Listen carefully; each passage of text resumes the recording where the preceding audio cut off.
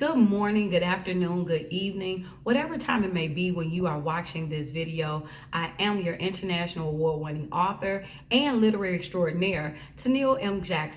and I'd like to welcome you to your literary tip of the week.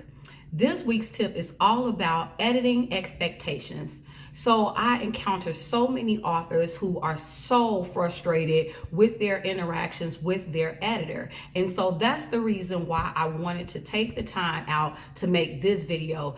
As an author myself and an editor, I understand both sides of the coin. So I'm going to give you guys 3 tips of what you should be talking to your editors about before you walk away from the table. Tip number 1.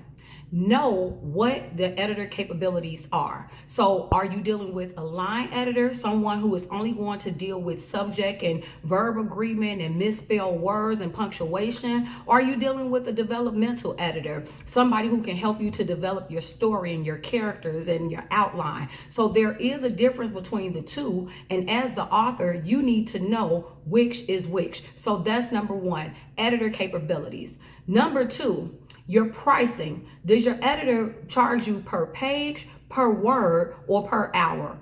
All of those are rates in which editors charge. So really it's up to you. The power is in your hands. Which would you prefer to pay? Would you like to pay per word? And in most cases, if you are doing Times New Roman 12 font, which is the industry standard, you're going to get about 250 words per page. So are you going to want to be charged per word, per page, or per hour? Personally, as an author, I would always frown upon the per hour because you never really know how long it truly takes someone to edit your work. So that's why as an editor, my rate is always per page. Now, finally, what you want to discuss is the turnaround time. So many authors I've heard, they'll ask me, well, my editor has had my work for about 2 weeks. Is that normal, or is that good, or is that typical? And my response is always, well, what did you agree upon when you first sat down? And that is one of the elements that many authors forget to take into consideration. When you sit down, before you make a payment, you want to reach an understanding of what the turnaround time will be. And most of the time people will say on average.